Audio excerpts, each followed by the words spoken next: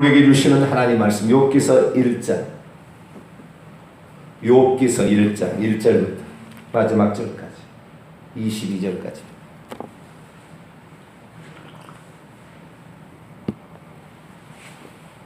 욥기서 1장 1절에서 마지막 절까지 말씀을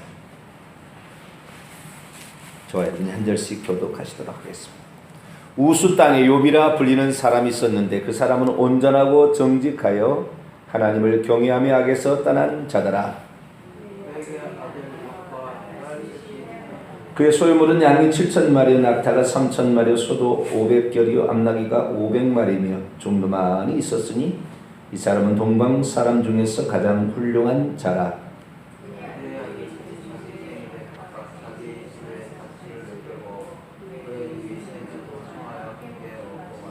그들이 차례대로 잔치를 끝내면 욥이 그들을 불러다가 순결하게 하되 아침에 일어나서 그들의 명수대로 번제를 드렸으니 이는 욥이 말하기를 혹시 내 아들들이 죄를 범하여 마음으로 하나님을 욕되게 하였을까 함이라.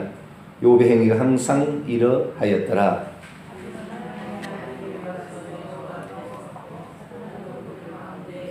여호와께서 사탄에게 이르시되 내가 어디서 왔느냐. 사탄이 여호와께 대답하여 이르되 땅을 두루 돌아 여기저기 다녀왔나이다.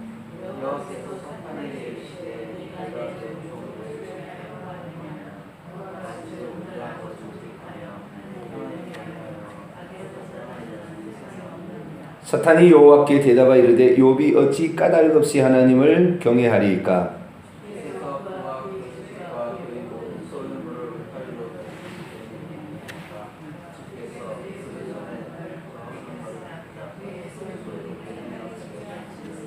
이제 주의 손을 펴서 그의 모든 소유물을 치소서. 그리하시면 틀림없이 주를 향하여 욕하지 않겠나이까?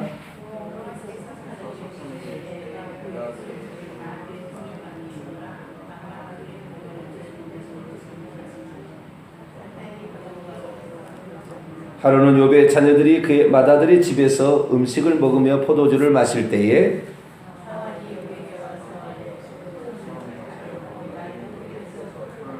스바 사람이 갑자기 이르러 그것들을 빼앗고 칼로 종들을 죽였나이다. 나만 홀로 피하였으므로 주인께 아뢰러 왔나이다.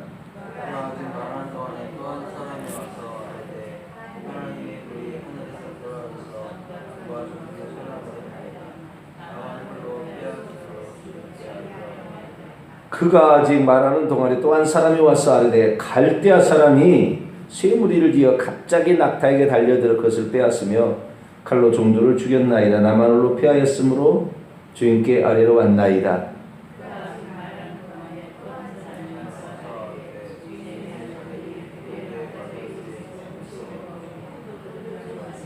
거친 들에서 큰 바람이 와서 침대의 모퉁이를 치매 그 청년들 위에 무너짐으로 그들이 죽었나이다. 나만 홀로 피하였으므로 주인께 아뢰러 왔나이다 한지라.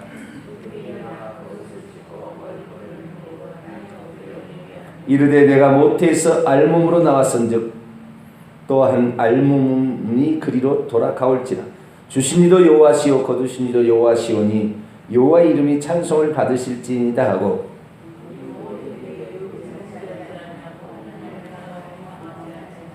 아멘. 기도하겠습니다. 하나님 고맙습니다. 새벽에 주님을 찾았습니다. 우리 주님과 함께 시작할 때에 우리의 시간이 그리고 우리가 생활하는 모든 것들이 주님의 손에 이끌려지며 주님의 뜻을 성취하는 자가 될 것입니다. 오늘도 주 앞에 엎드리오니 우리의 생각과 마음과 행동을 주님께서 이끌어 주옵소서. 온전한 생각으로 주님을 섬기게 하시고 주님의 뜻에 합하게 다윗처럼 그렇게 살게 하여 주옵소서. 주님을 바라봅니다. 우리의 약함을 아시는 주께서 우리를 붙잡아 주시고 채워 주시옵소서. 오늘도 주의 말씀을 듣고자 합니다. 저희들에게 말씀하여 주시옵소서. 우리 주 예수 그리스도의 이름으로 기도하옵나이다. 아멘. 할렐루야. 욥기서 욥이 자기의 자식을 다 잃고 재산을 잃고 나중에 병까지 들죠. 막장이 생겨서 얼마나 많은 세월을 그렇게 보냈을까요? 나중에 그가 회개하고 하나님께 돌아왔을 때 다시 갑절의 복을 허락하십니다.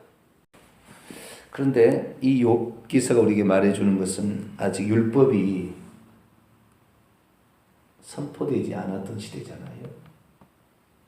율법은 BC 1446년, 아브라함은 2000년경에 사니까 약 500년 간격이 있습니다. 그러나 욥은 무엇이 하나님께서 원하시는 것인지를 잘 알고 있었던, 번제 제사가 뭔지도 알고 있었던 그런 사람이죠. 상당히 경건한 사람인 것 같고, 어떻게 해서 그가 셈의 어떤 그 경건한 후손이 아니면서도 에돔 땅에 살면서 이런 사람이 되었을까? 하나님 어디에나 하나님을 찾고 의지하는 사람을 남겨두는 것 같아요. 우리 대한민국도 혈통적으로 봤을 때는 별것 없지만 하나님을 잘 믿어서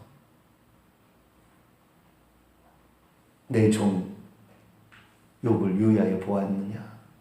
그와 같은 자는 없다. 이 말할 수 있는 아무런 그런 사람이 될 수 있기를 바랍니다. 그런데 이 욥이 엄청난 재앙에 시달리게 됩니다. 재앙이 불어닥칩니다.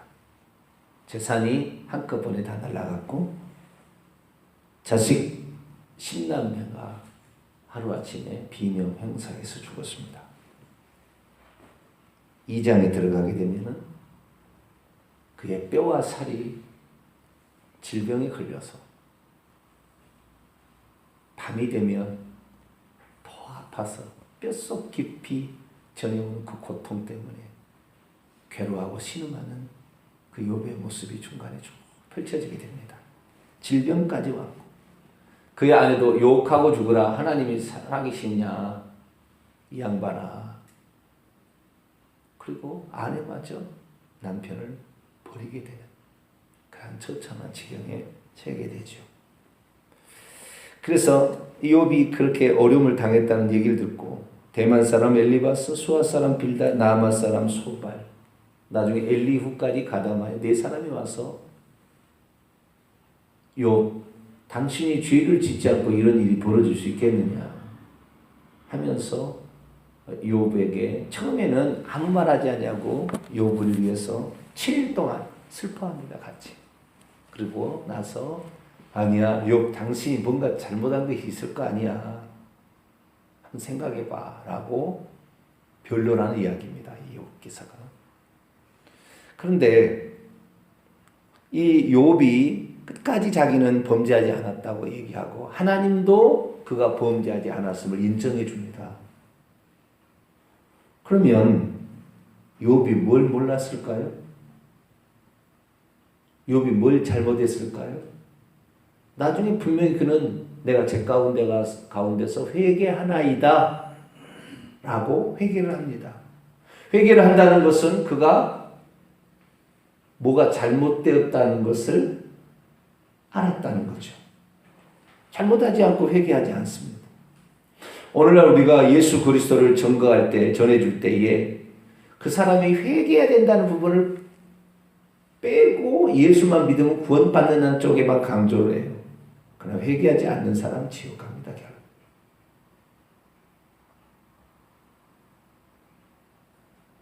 이 욥은 인내의 표상이 아니라 회개하고 천국 간 사람.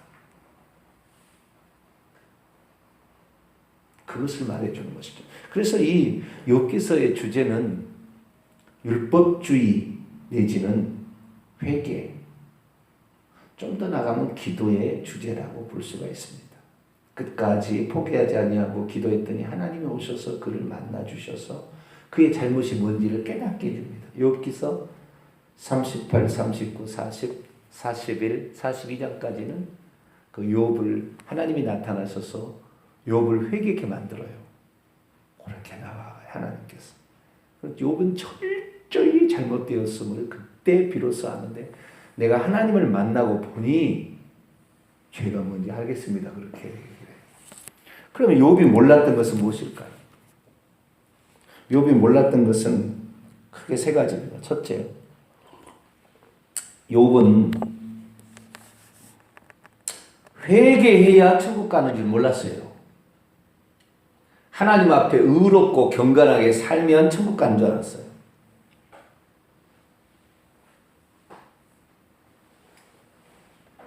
그는 자기의 자식이 잔치를 해도 혹시 술 먹고 혹시 실수하지 않았을까, 하나님을 저주하지 않았을까 해서 번제를 드릴 만큼 항상 철저하게 제사를 드려서 그들의 자식의 잘못을 용서해 달라고 하나님께 아뢰는 사람이었습니다. 그런데 그가 몰랐던 것은 율법의 그런 의식을 통하여 깨끗하게 될 수 있다는 생각이었습니다.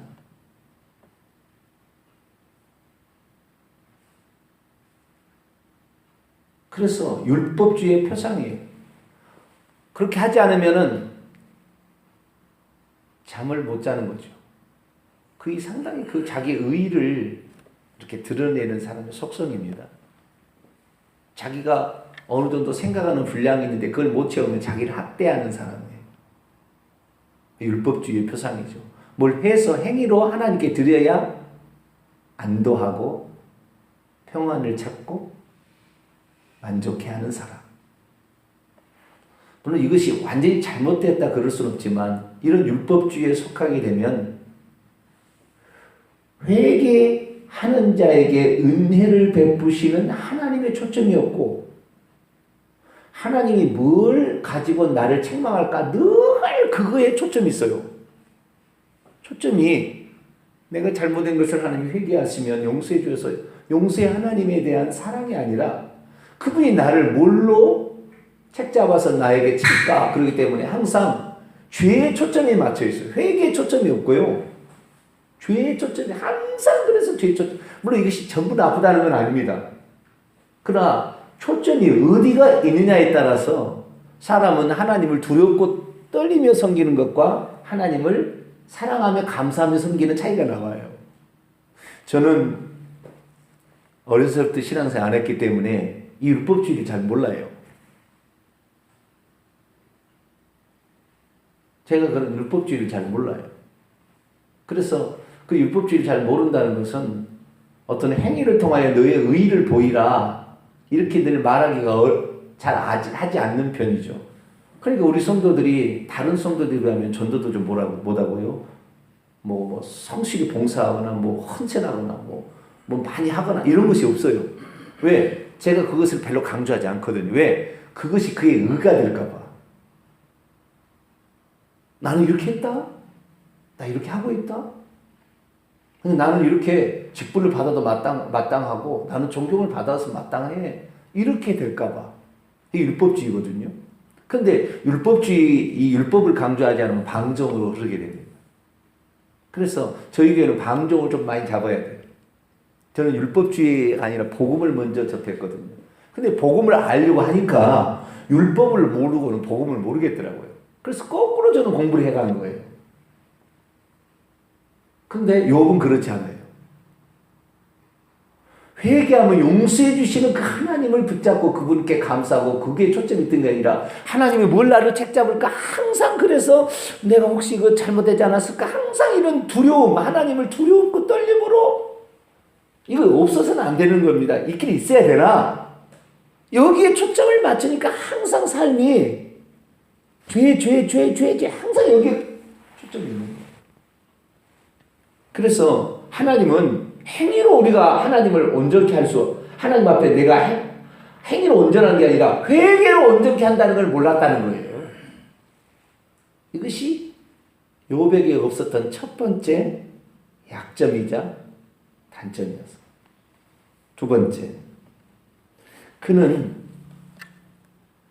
인생 만사의 모든 일들이 보이는 보이는 이런 세계에 일어나는 일로만 알았지 전부 배후에 조종한 악한 영들과 이런 것들이 그러니까 영의 세계가 뒤에 있어서 그거가 아주 밀접하게 관련있다는 것을 눈꼽만큼도 알아채지 못했어요. 끝까지 사탄이 자기를 시험한다는 걸 몰랐어요. 하나님 내가 잘못하면 있습니까? 내가 지나가는 여인에게 만약에 눈길을 주었다고 한다면 내 마누라가 남에게 겁탈을 당해도 나는 쌉니다. 그렇게 얘기할 정도였어요. 내가 언제 고아와 과부와 객을 외면한 적이 있습니까? 한 번도 내가 지나가는 사람이 밖에서 잠을 자도록 한 적이 있습니까? 욥기서 31장 읽어보게 되면 그가 하나님 앞에 했던 것을 얘기하는데 얼마나 실수함 없이 살았는지 몰라요. 그런데 자기가 행위로서 하나님 앞에 잘못했던 건 하나도 없다. 근데 하나님 인정합니다. 그래 네가 그렇게 나를 살았다. 그러나 뭘 몰랐어요? 그의 배후에 그러니까 나중에 뭐합니까? 하나님 나를 이렇게 고생시키려면 차라리 죽여주세요. 이렇게 나오는 거예요. 그래서 하나님 앞에 나중에 엄하게 책망을 들읍니다. 왜 나를 죽여버리지 살려주십니까? 하나님께 원망을 하는 거예요. 처음에는 원망 안 했어요. 처음에는. 그러나 나중에 원망합니다. 왜? 그 고통이 말할 수 없으니까. 밤에 잠을 잘 수가 없어요. 얼마나 많은 세월을 했는지는 정확히 성경에는 안 나오지만 수십 년 했는지도 몰라요. 그렇게. 질병도 한두 해지 한두 달이지 오래 가보세요. 그러니까 그 모든 것이 사탄이 영적인 세계가 있다는 거 사탄이 다 한다는 것을 욥기서는요. 욥은 참 희한하잖아요. 욥기서의 어떤 욥기서는 작품으로 치자면 1인칭 시점이 있고 2인칭 시점이 있고 3인칭 시점이 있고 전지적 작가 시점이 있거든요. 이 욥기서를 누가 썼는지는 모르겠어요. 그러나 하나님의 아들들이 이렇게 그 천사들 사탄 마귀가 와서 인간을 참소하고 뭐 했던 이런 상황들에 대해서 욥은 전혀 모르고 있다 이 말이에요. 오직 보이는 눈의 세계 내가 이렇게 잘못한 게 없는데 하나님 이럴 수가 있습니까? 라고 얘기하는데 그게 아니라 악한 천사가 와서 그를 그렇게 시험했고 그를 내리쳤다는 것을 전혀 모르고 있어요. 전혀 모르고 있어요. 눈꽃만큼도 눈치채지 못했어요. 영의 세계를 잘 몰랐던 거죠. 여러분은 이 세상에 닥치는 모든 문제가 다 영의 세계가 깊숙이 개입되어 있습니다. 깊숙이 개입되어 있습니다. 그걸 모르면 사람을 원망하고 하나님을 원망하게 돼요. 그 사람을 다 쓰는 거잖아요. 오늘도 스바 사람을 쓰고 갈대아 사람을 써서 재산을 다 죽여버리고 없애버리고 뺏어가고 죽여버리고 종들도 죽여버리고 또 뭘 씁니까? 세찬 태풍과 같은 큰 바람을 풍랑을 써서 사람의 집이 여러분 중국에서 얼마 전에 토네이도가 일어가지고 얼마나 많이 죽었습니까? 그렇죠. 우리가 봤을 때는 야 중국에서도 토네이도가 일어나나? 희한한 일이다. 이렇게 생각하겠죠. 미국에서 그런 데 일어나 토네이도지 우리는 태풍이잖아요. 이쪽은. 타이푼이죠. 태풍인데 어떻게 그런 일이 일어나느냐 생각하지만 영적으로 봤을 때는 다 왜 지금 중부지방에 비가 안 오고 마른 장마겠습니까?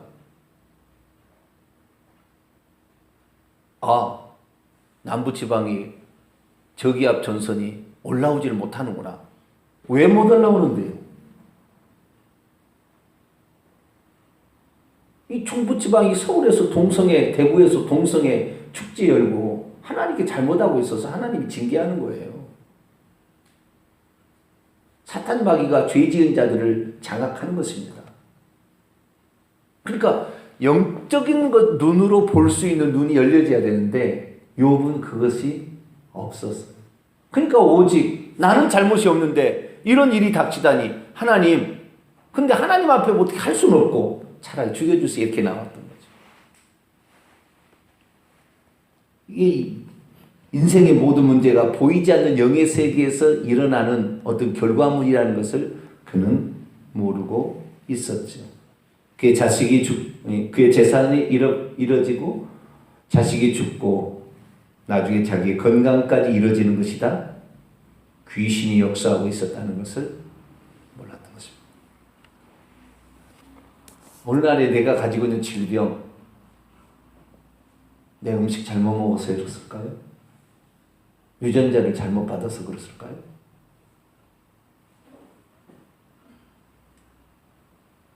사건, 사고, 약탈, 살인, 화재, 태풍, 질병 다 귀신이 관여하고 있습니다. 다 관여하고 있습니다. 이걸 알아야 돼. 그래서 어떤 일이 닥치면 먼저 내가 회개해야 되고 두 번째는 그 사건을 일으키는 것을 결박을 해버려야 돼. 이것이 바로 예수님이 오셔서 우리에게 가르쳐준 거예요. 구약에 단 한 사람도 귀신을 내쫓은 적이 없고 귀신을 결박한 적이 없어요.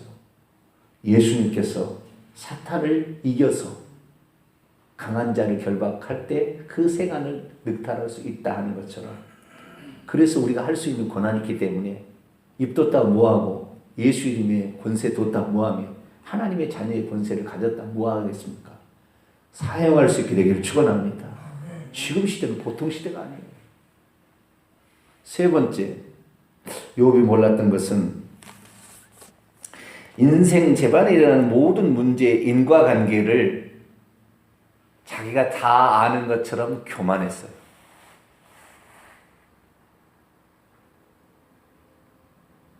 변론하는 거 보세요.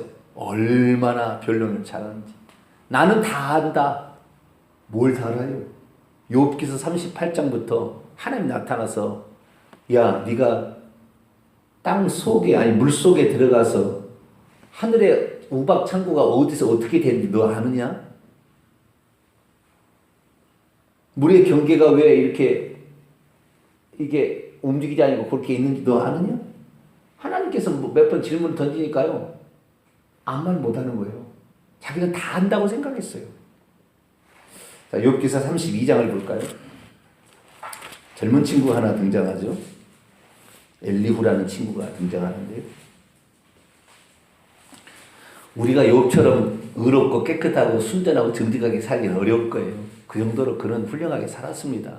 그게 잘못됐다는 얘기 아니고 어떤 의로운 행위로 자기를 의롭게 하려고 했던 게 잘못된 것이지, 내가 실수할 수 있고 잘못할 수 있어도 하나님께 내가 회개하면 하나님이 용서해 준다는 그걸 몰랐다는 것이죠. 자, 32장에 보면 욥이 자신을 의인으로 여김으로 그 세 사람이 말을 그치니 람족 속 부수 사람 바락의 아들 엘리후가 화를 내니, 그가 욥에게 화를 내면 욥이 하나님보다 자기가 의롭다며. 나는 아무런 잘못이 없는데 하나님께서 실수해서 나에게 지금 이런 고통을 주니 차라리 나를 죽여달라 이런 거잖아요. 자기가 다 아는 것처럼 교만했다는 거죠. 의로운 행위로요, 어떤 의로운 행위로 하면 자기가 되게 뻔뻔하고 자신만만합니다. 우리는 죄된 본성을 가지고 있는 자이기 때문에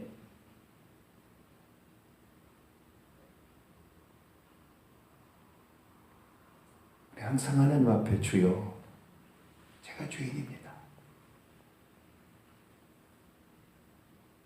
제가 잘못했습니다. 이것이 우리의 기본적인 고백이 돼야 돼요. 욥은 단 한 번도 잘못했다는 말 없어요. 하나님이 나타나기 전까지. 그러나 그는 끝까지 기도줄을 놓지 않았기 때문에, 그리고 하나님 앞에 자신의 삶을 통해 하나님을 드러내려 했다는 그 조그만 거 있었잖아요. 그래서 하나님은 그를 만나주는 거예요. 그래서 이제 욥기서 38장에 만나주게 되는데, 그러니까 나중에 어떻게 고백합니까? 욥기서 42장을 볼까요? 42장 1절, 욥이 여호와께 대답하여 이르되 주께서는 못하실 일이 없으며 무슨 계획이든지 못 이루실 것이 없는 줄 아오니. 이게 뭐예요? 하나님은 모든 것을 다 하실 수가 있고 어떤 계획이 있는지 세워서 해나가는데 내가 다 아는 것처럼 했다. 죄송합니다. 그런 말이에요. 무지한 말로 하나님의 이치를 가리는 자가 누굽니까? 나 아닙니까?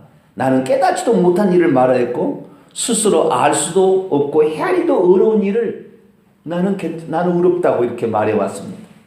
내가 말하겠사오니 주는 들으시고 내가 주께 묻겠사오니 주여 내게 알가옵소. 내가 주께 대하여 귀로 듣기만 하였사오나 이제는 눈으로 주를 배웁나이다. 6절 있습니다. 그러므로 내가 스스로 거두어드리고 티끌과 제 가운데서 회개하나이다.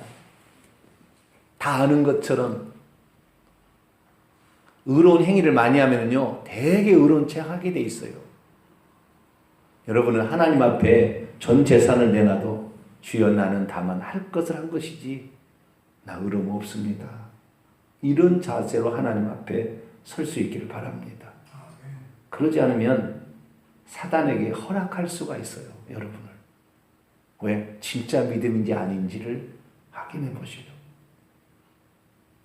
내가 하나님 앞에 어떠한 충성과 헌신을 해왔어도 나는 주님께서 나에게 생명을 주신 은혜에 비하면 천만분지일도 갚을 수 없는 죄인입니다.